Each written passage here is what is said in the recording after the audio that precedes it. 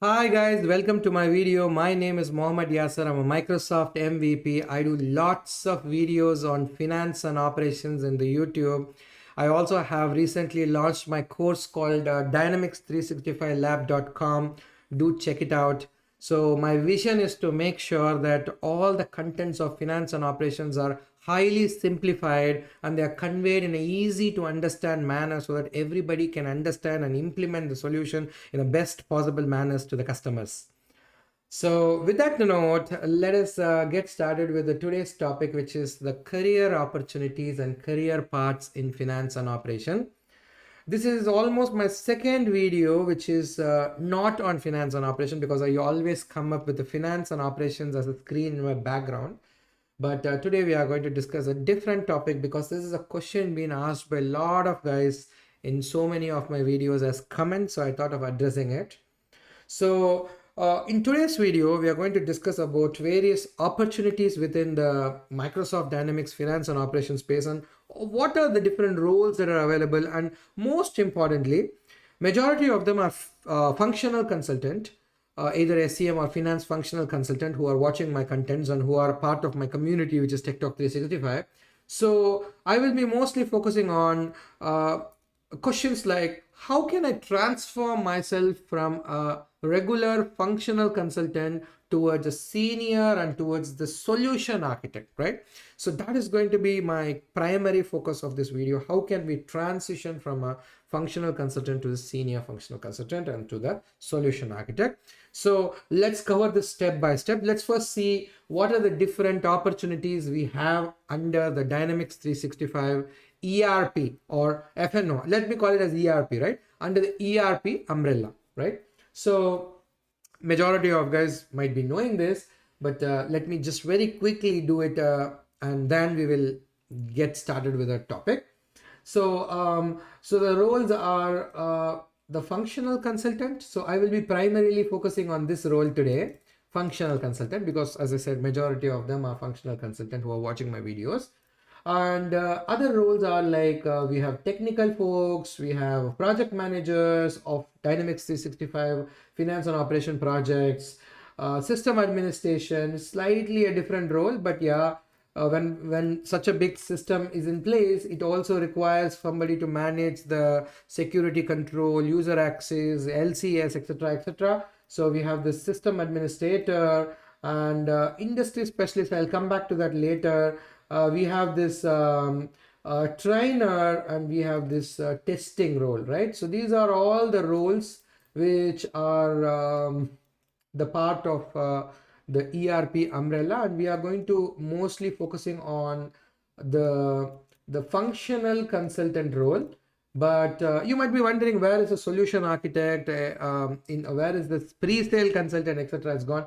Like, they are all going to be like a subset of a functional consultant or a subset of a technical consultant. I will talk about it in a while. But these are all primary different segregations according to me. These are all purely my opinion, right? So according to me, these are all the primary segregations as a career path that you could take within the Dynamics 365 FNO space. So now coming to the functional consultant. So now I am a functional consultant, and how do I now progress in my career from a functional consultant to further to a senior functional consultant or to the next level, right? And as a functional consultant, what are the different pathways that I could take, right? So to answer to all those questions, firstly, when you start from the college, and who becomes functional consultant? One is, you start from the college and you try to become a functional consultant, or you are a business user, you are a part of an implementation project as a business user, as a procurement admin, or as a accountant, and you finally decide, or a finance controller, and you decide to jump as a functional consultant as your career progression as a next role. Majority, a lot of them who are business users who do come to me for the course, right? So they do watch my course. So there are other areas where there's another, that's the second largest population which wants to become a functional consultant.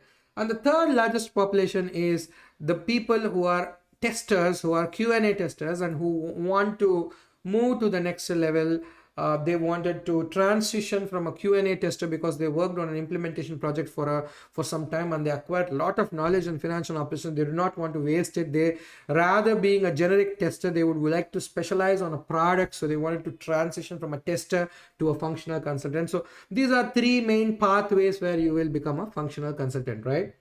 So whichever pathway you take and you want to become a functional consultant, let's assume that you are IT, you have studied your bachelor degree in information technology and you want to become a functional consultant.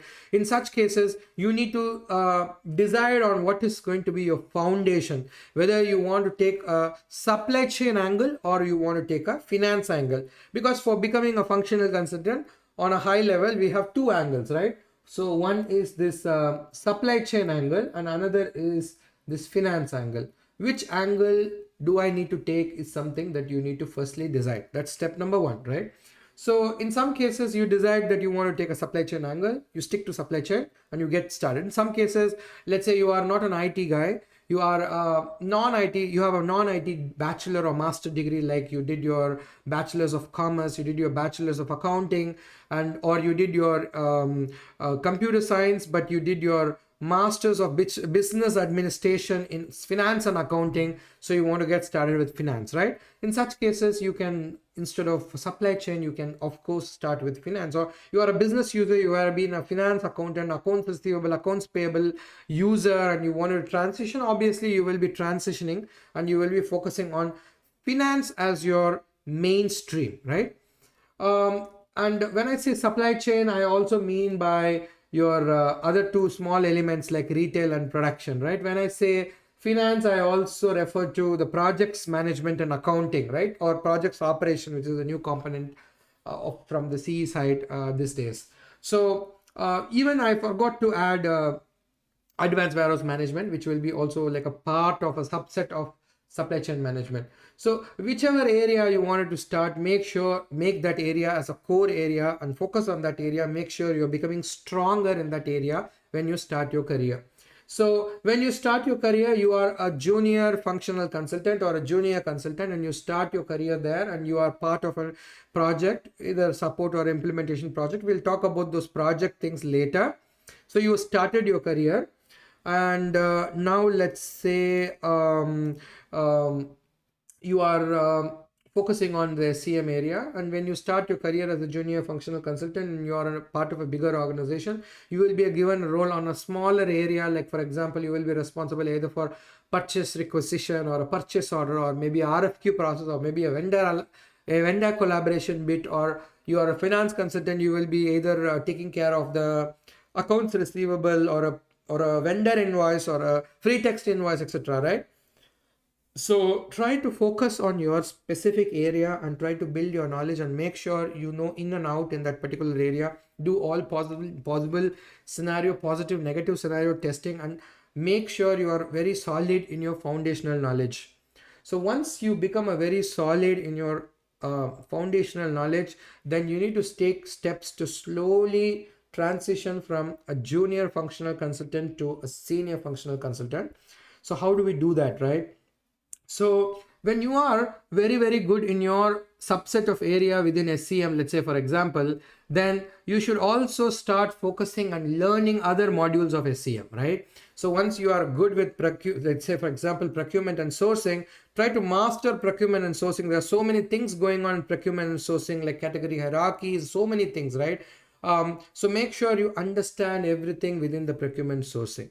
And then slowly move towards sales and marketing, slowly move towards your product information management, move towards your inventory management. So make sure you master like quality management, master the whole supply chain management bit, and make sure you're very strong in that particular area. Or you are a production consultant, make sure you have a full overview of the production module very, very well and become strong in that particular area.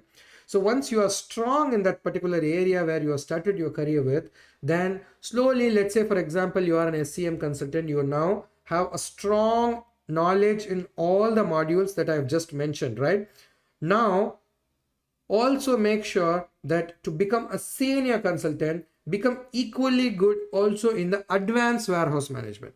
If you are an SCM consultant, make sure you also have knowledge on advanced warehouse management, which is extremely important as well. So together with an SCM knowledge and advanced warehouse management knowledge, you are now slowly transitioning from a regular functional consultant to a senior functional consultant.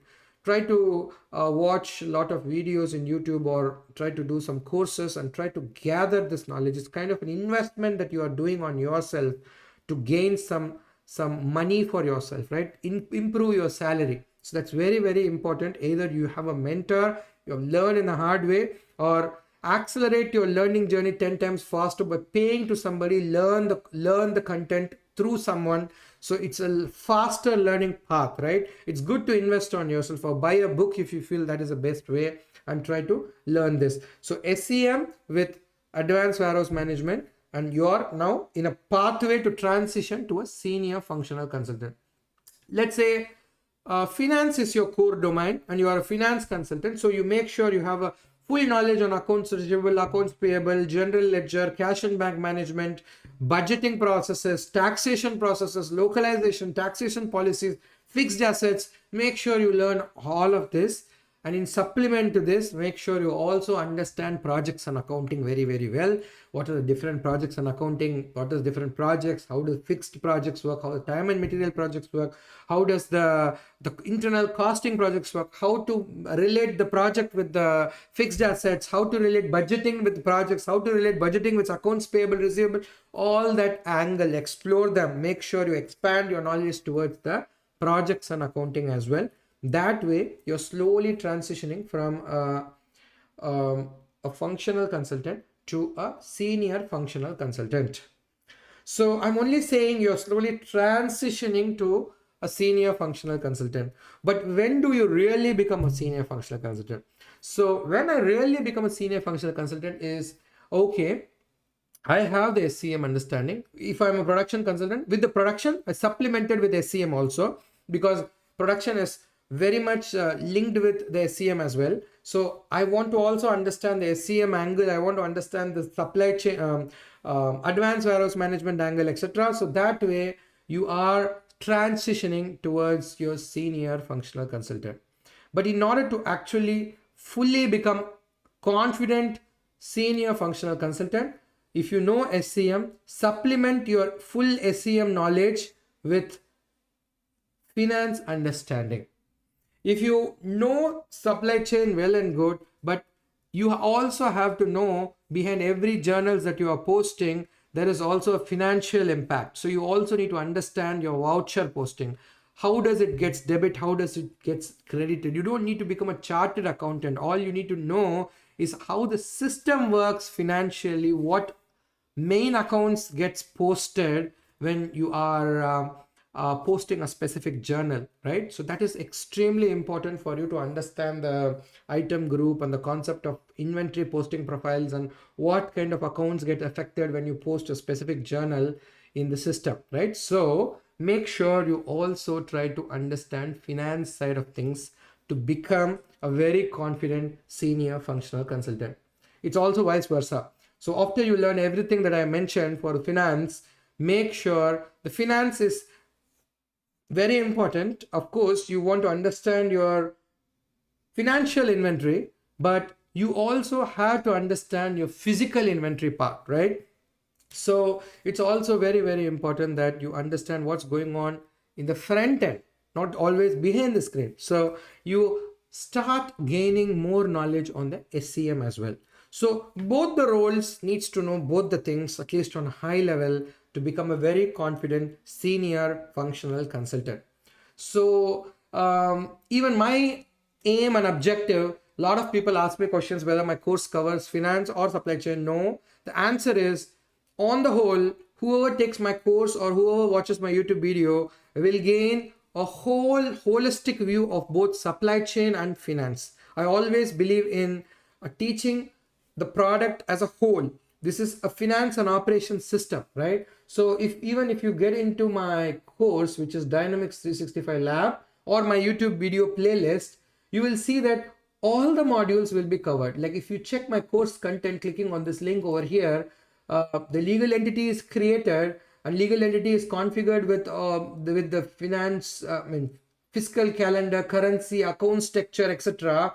And then we will be covering about the trade agreements. Then we are covering about the procurement process. We are covering about the consignment warehouse, vendor collaboration bit, and inventory management, and inventory quality management, and then the sales management, etc., and sales commission, sales return, etc., finance dimensions, exchange rate, foreign currency reevaluation, vendor invoice processes, allocation, accrual process, customer aging, write-off processes, inventory recalculation processes, all very, very important topics. There are a lot of confusions among inventory recalculation. Is it part of supply chain or is it part of finance? Actually, they cut across both finance and supply chain. It is equally important for both the consultant to understand the inventory recalculation. You will always say a finance consultant saying it's a supply chain area, supply chain consultant saying finance area.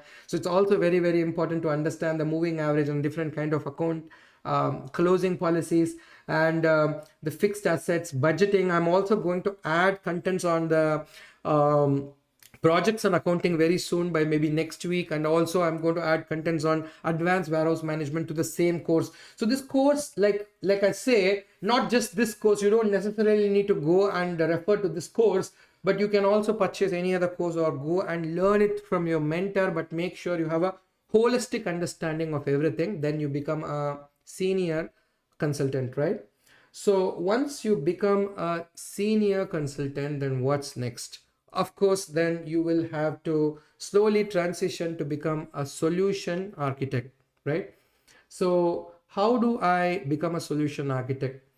So the solution architect is, again, a lot of misconception that a functional consultant, actually a functional consultant can become a solution architect, and there is another role which is called as a technical consultant. A technical consultant is a guy who actually needs to code. A functional consultant need not code anything, but a technical consultant need to code.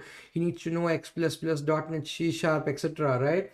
So this particular technical consultant will be responsible for customization and extending the X++ code, and extending the Dynamics 365 code, and customize it to fit with the specific gap that the customer might be having, right? So these guys are the developers. So a technical consultant will also eventually focus on, maybe later in his career, becoming a solution architect. And likewise, a functional consultant can also become a functional solution architect, and technical consultant become a technical solution architect.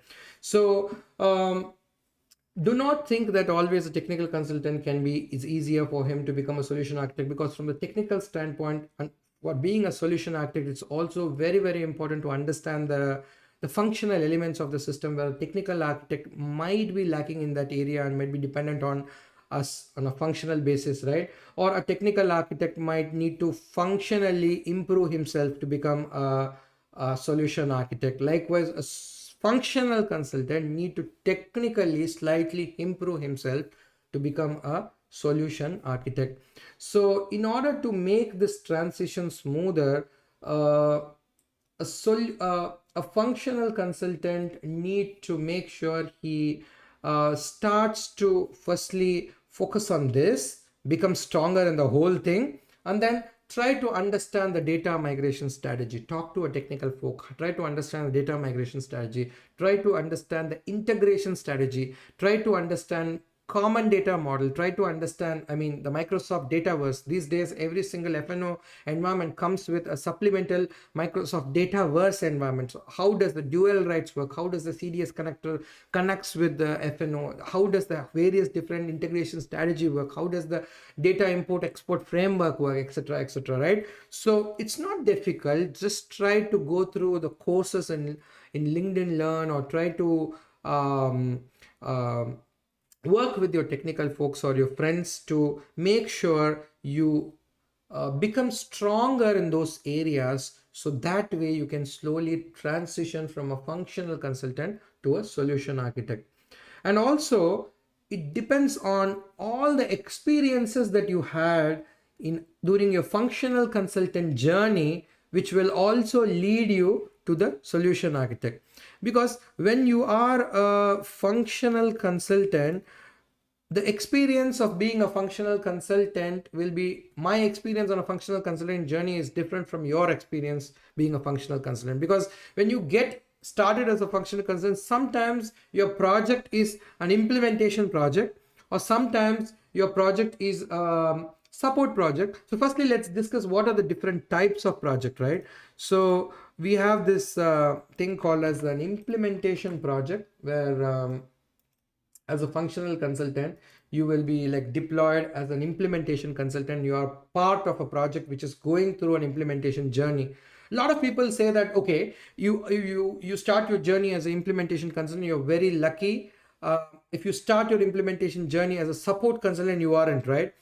There's nothing like that. Even in an implementation project, it could be that you are playing a role as like maybe a tester, because you joined the project at the end phase, or you just do a small bit of work where your on-site counterpart is doing the requirement gathering work, but you are just doing a documentation work. So it could even be like you are only responsible for a smaller piece of work within a big implementation journey. So there is nothing called a bad or a good experience. For me, everything teaches you so many things. Support has a different kinds of teaching, implementation has a different kind of teaching. But if you're lucky enough, let's say you're working for a smaller organization, has a smaller team, and you're getting exposed to different phases of implementation project, then it is you're being very lucky, and that's where you're really doing a lot of action, and your knowledge level and your journey towards the solution architect will be slightly more faster, right? It depends on where you work and which phase of the project you work. But in general, yeah, you have this implementation project where you will involve in this requirement gathering process, where you go and gather requirement, and then document the requirements, and then you have this gap fit analysis phase where you collaborate with your solution architect and make sure which is gap, which is a fit, and work with your technical function folks to go through the gap fit analysis. And then we have a solution design phase, we have a configuration phase where you try to configure the system for all the gaps while configure all the fits while the gaps are getting developed. So we normally do this configuration phase in parallel while the gaps identified in the previous phase are getting developed.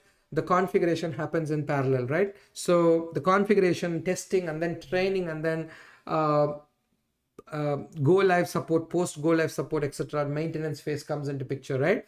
So these are different phases that you are part of an implementation project. So more phases you are involved as a part of an implementation project, more faster you will push yourself towards the goal of solution architect, right?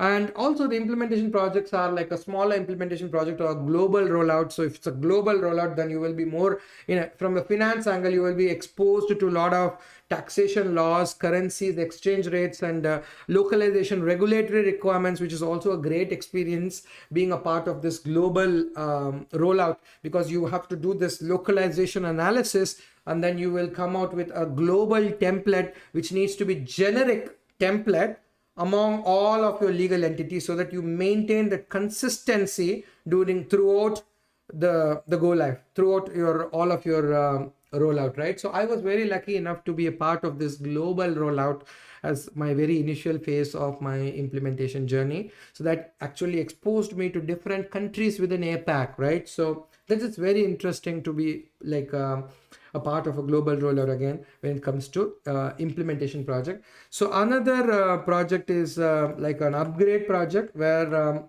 the customer has already implemented Dynamics 365, which is on-prem, AX 2012, let's say, for example, and he wants to move to Dynamics 365. So you need to make sure that understand the risks, understand the customizations which are in place, and make sure that whether you still need the customization when you need to upgrade, or maybe you do not need the customization because the features are already there in the newer version of Dynamics.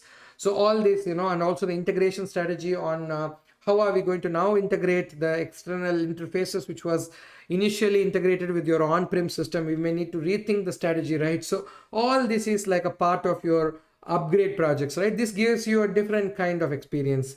And likewise, use this is your migration project. So in the case of a migration project, you will understand how does this data import export framework work, what is our what is this data mapping and data cleansing looks like, how do we accurately cleanse the data and make sure the data is consistent before migration, all that, right? All that takes place during this migration project. Likewise, there is this integration project, which is another project which is helps you understand the integration framework, helps you understand to test how does the data comes in from an external interface. Again, this is exposing you to various different integration framework, right? So depending on, like, there are many things like support and maintenance projects also, many would be already aware of and part of it as well. So in support project, where we are actually supporting an existing well settled project, or a project that recently went live and there are many errors, they log it through a support portal, and you analyze the issue and help them resolve it, right? So depending on your journey as a functional consultant, wherever you were and whatever role you played, you will have to supplement your knowledge with respect to data migration, with respect to integration, with respect to best practices of implementation, with respect to best practices of support, etc., to transition into the solution architect. So in my opinion, also as a solution architect, you might also need to have a little bit of understanding on projects management, risk analysis, etc. So that is also very, very helpful to be a good solution architect. So when you are a functional consultant, you can transition to a solution architect using all these techniques, right? So in some cases, not everybody wants to pursue and become a functional or a solution architect, right? In some cases, there's another role which is called as a project manager, right? So after being a functional consultant for a few years, you decide that that's not my cup of tea.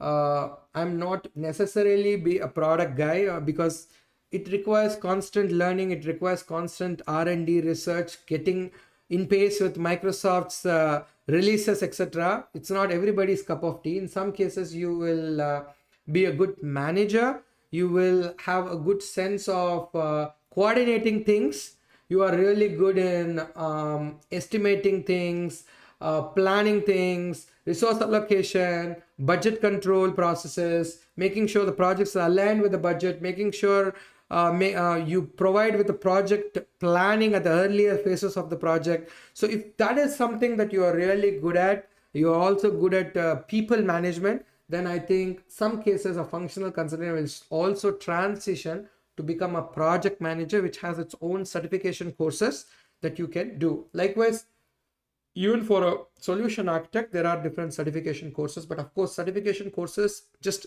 do not see them as mandate, just see them as a means to learn. They give you a good learning path, but they mean nothing, right? There are also ways that you can clear a certification exam, and you are a certified solution architect doesn't mean that you are really a solution architect. So make sure you genuinely take those exams and you take those learning path of those certification courses. Likewise, project manager do also have their own certification courses. So that is another role as a career opportunity for you guys, which is a project manager. And there is another very interesting role, especially for those who are, let's say, for example, working for an ISV or working for a specific industry for a very long time. Like in my case, I worked for an automotive equipment industry for a long time for an ISV. So I know the industry in and out. I know exactly how to fit various business processes into F&O system. So in such cases, I would like to stick on to my industry always, right? And become as an industry expert, not both from the industry angle and the product angle, right? So I am a finance and operation expert on a specific industry, and you can just make sure you switch between your jobs or move to different customer jobs when you change your job within that industry, and you stick to that, rather than, like, in some cases maybe you are having an implementation project on a specific domain, business industry, and you are sticking to that for like 10 years, and you now moving out, and you do not want to again start from the scratch on another business area, right? Your entire knowledge is draining, so you rather would switch, do not switch, stay back, make sure you use your understanding and knowledge of that business and go to a similar business in another customer side, right? So that actually also like an industry expert you can transition yourself as well, right? So it is like kind of other way around. The functional consultant can come as from the business user and become a functional consultant. From a functional consultant, you slowly transition and move towards a business and become a digital transformation expert for the business and help the business users, right? So it's other way around. So that is something that you can do, being an industry expert. So that is another pathway. Again, there are administration, which is another area, totally a new area, where totally a different area where you can take care and manage the environment and take care of the security, user roles and everything. So that is another opportunity that you have. And the trainer is sometimes when you are a functional consultant and you feel that as a part of your functional consultant journey, you did lots of end user training and it really worked well for you. Then there are also lots of companies who are hiring the FNO trainers, right? There is a lot of demand. So you can also become, again, there is certification like Microsoft certified trainer, MCT certifications. You can try that, and you can also become a professional full-time trainer and work for a training organization. So that is another area. And again, the Q&A tester, I do not see anybody moving from a functional consultant to a Q&A consultant, but if that is something that interests you, you can do that. But a lot of people do come from the testing to a functional consulting, right? But testing is unavoidably is a part and parcel of a functional consultant's job. You will be doing a lot of testing with at the end moment or at the beginning of the project or during the middle of the project, which could be a system integration testing or a regression testing or a UAT testing, or post go live you have to do a lot of testings, you have to write a lot of test cases. So it's an unavoidable area. Being a functional consultant, you also have to be a good tester. You also have to master yourself in developing some automated test scripts using RSAT as a tool. So all this will definitely make you a better functional senior functional or a solution architect at the end of the day. So hope this helps, and these are the things that I wanted to discuss, and these are different roles, and this is how you navigate across different roles.